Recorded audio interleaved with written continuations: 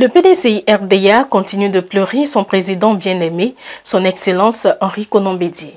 À l'instar des différentes délégations du PDCI RDA, la délégation communale de Marcory a organisé le vendredi 11 août 2023 une soirée d'hommage à citoyens à la mémoire de l'ex-président du PDCI RDA. Le charismatique délégué communal, le député maire Abi Raoul et les populations s'étaient donc mobilisés en grand nombre pour ces derniers jours de deuil décrétés par la haute direction du PDCI RDA. Tous ont rendu hommage au président Bédié par des témoignages sur la vie de l'illustre disparu.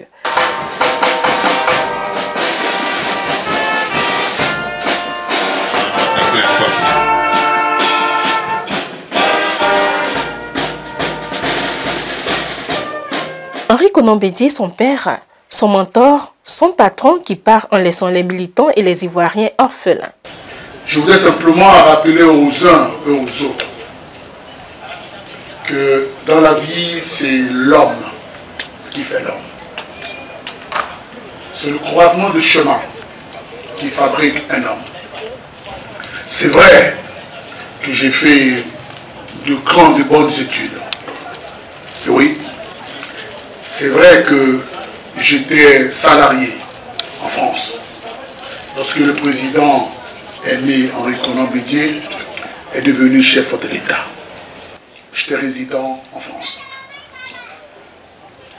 En 1995, le président aimé Henri Konan Bédié a fait une tournée en Europe.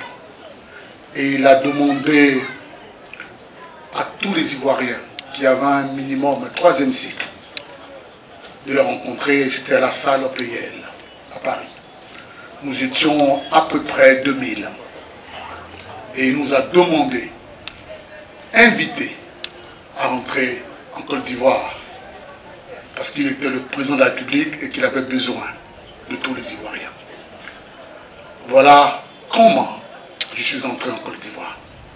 Le premier poste qu'on m'a proposé,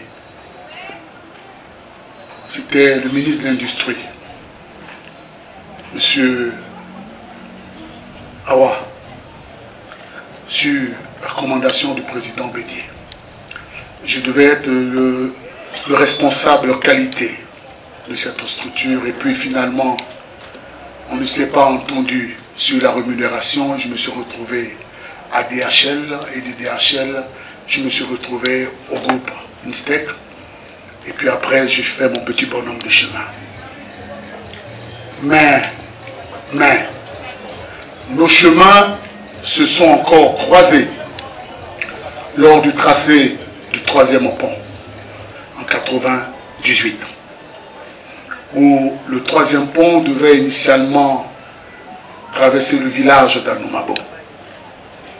Et avec quelques amis, notamment Mankambou Joseph, Eddy, Hyacinthe, le chef du village d'alors, Guéman Opo Grégoire, le maire Mankambou, nous sommes rassemblés, nous avions dit qu'il n'était pas juste que ce pont-là traverse notre village. Et sur notre insistance, le ministre nous a rencontrés, j'étais le porte-parole du village d'Anoumabo. Nous avions plaidé le cas de ce village. Et le président aimé Henri Konan Bédié nous a fait savoir qu'il avait compris nos doléances. Mais à notre avis, où voudrons-nous que le pont passe? Nous avons fait des propositions, des études. Le premier tracé, c'était le tracé normal. Anoumabo coupé en deux, Anoumabo Est et Anoumabo Ouest. Le deuxième tracé, c'était le tracé actuel.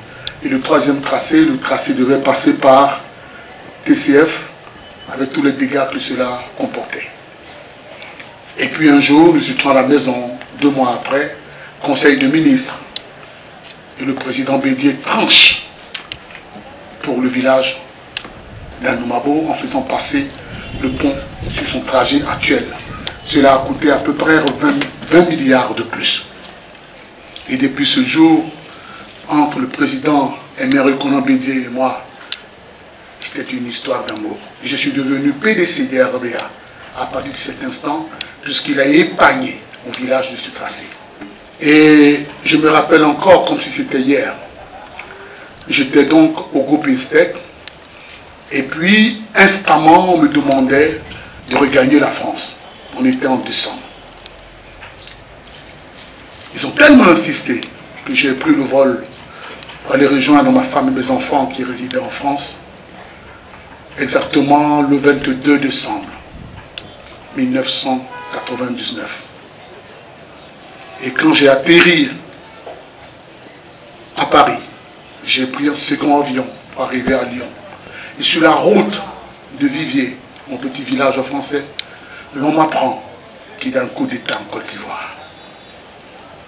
J'étais stomaqué, j'étais déchiré, j'étais abasourdi.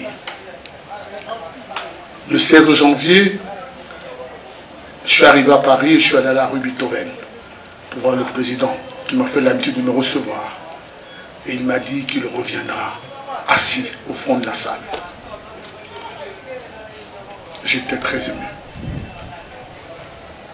Et 2000, élections législatives. Je me présente à ces élections législatives. Et puis, je suis battu par Mobio Samuel et Lydia Kwasi. Dans la foulée, le PDCI-RDA perd les élections de 2021 au municipal. J'étais sur la liste, évidemment, nous avions été battus. Effectivement, j'étais un peu découragé, et puis je demandais audience au président, il m'a reçu, et puis il m'a dit que c'est le commencement d'une carrière de ne pas mon faire. Et chaque fois que j'avais l'occasion qu'il était à Paris, j'allais rendre visite, puisque ma famille était encore à Paris, et que je faisais le tour entre deux avions. Et un jour, le président me reçoit. En discutant, je lui dis, mais président, je veux devenir un grand homme politique. Est-ce que je peux compter sur vous, président? Il m'a dit, en politique, on ne compte pas sur les gens. Que ce qui compte, c'est le terrain. C'est le terrain. Et je me rappelle que j'ai réuni mon staff ce jour-là, chez moi, à Anoumabo. J'ai fait une photo avec le président, très fier, où j'étais assis avec lui, il était en paire de bout, sapé comme jamais. Et puis, Diabaté, Abdoul. Cette photo-là, je l'ai agrandie, hein, c'est encore dans mon salon. Et puis, je leur racontais ce que le président a dit. Et on n'a plus lâché le terrain. Donc, rappelez-vous, de 2002 jusqu'à 2013, on a occupé le terrain et l'espace. On a occupé le terrain et l'espace. Et puis un jour, il était encore à Paris, il faisait la navette aussi. Et puis je vais le voir avec mon fils qui avait 5 ans. Je suis assis au salon, je l'attends avec mon fils. Et puis on a rigolé. Et puis je suis parti. Et puis il m'a invité à déjeuner. Un jour j'arrive. Et puis il me demande, est-ce que j'ai oublié mes ambitions politiques? J'ai dit non, président, je n'ai pas oublié mes ambitions politiques. Je compte, je suis sur le terrain. Il me dit le terrain. J'ai dit le terrain, ça va aller. Et on arrive en 2013. Je suis effectivement candidat en 2013. Je pensais que le président allait intervenir en ma faveur. Il n'a pas intervenu. On a décidé d'organiser les primaires. Finalement, les primaires n'ont pas eu lieu. On a décidé de faire le consensus autour d'Abi Raoul. Et puis, le consensus a capoté. Et on me dit que le député Ems François est candidat. Le délégué Assémian est candidat. Monet Georges est candidat. Abi Raoul, candidat de PDCI-RDA, est retenu. Et en face de moi, il y avait Mariam, du RDR. Donc, fou de colère, je vois le président chez lui, puis je dis, président, ce n'est pas juste que je suis candidat et le PDCI-RDA a 3 candidats contre moi. Ce n'est pas juste, je ne suis pas content. Il me dit, va à ces élections, si tu as vraiment occupé le terrain, tu l'emporteras. Et il me dit avec certitude que si tu vas, que tu ne gagnes pas, je te rembourserai tes frais. Je te rembourserai tes frais. Donc, je ne suis pas quand même confiant, mais je n'étais pas tranquille. Donc on va aux élections tranquillement. On finit de faire les élections, nous avons 13 000 voix. La deuxième qui nous suit, Mme Fétégué Mariam, avait 7 000 voix. Donc il y avait 6 000 voix d'écart. Et puis les autres, 1000 voix, etc. Et je m'apprêtais à l'appeler quand mon téléphone sonne. Et il me dit, alors, Il me dit, alors? J'ai dit, ben, papa, ça a été. Parce qu'en privé, je l'appelle papa. Mais en public, j'appelle monsieur le président. Et je me rappelle qu'une fois, après ces élections, j'avais une délégation de Koulibaly Gervais qui a demandé une audience à travers moi pour rencontrer le président. Donc je les accompagne chez le président et puis il me demande de leur demander des nouvelles. Donc je demande des nouvelles au président Gervais Koulibaly qui finit et puis à mon tour, j'ai dit mais papa, et puis il m'a regardé, j'ai dit monsieur le président. Et puis j'ai continué. Et quand je devais partir, il m'a appelé ça. Tu t'as oublié. Et le président, ça peut arriver. Et puis on a rigolé. Alors c'est quelqu'un qui ne parle pas énormément. Mais quand vous le connaissez en privé, il a tellement d'humour. Voilà qui était Emer Konan-Bédié. Un homme jovial. Un homme, quand on le voit, on a l'impression qu'il est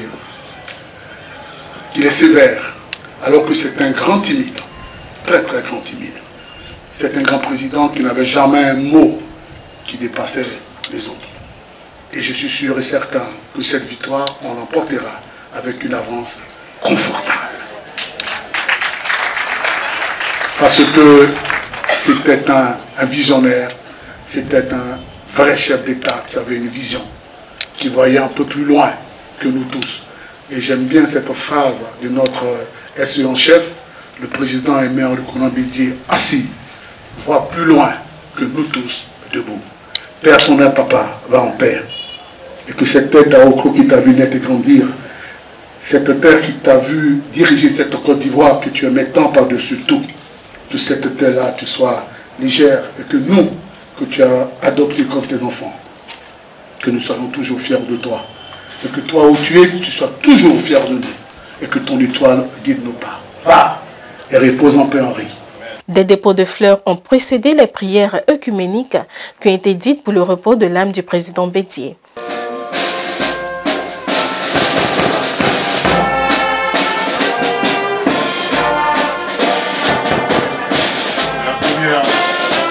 La première rangée qui est donc pour approcher. Après, se prépare la seconde rangée.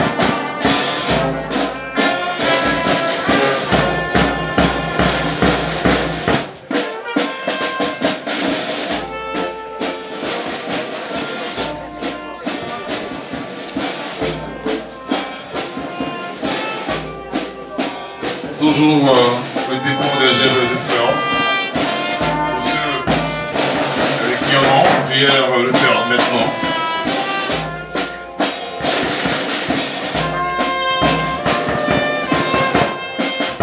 Cette soirée a marqué la fin des hommages à l'ex-président du parti en attendant les obsèques officielles.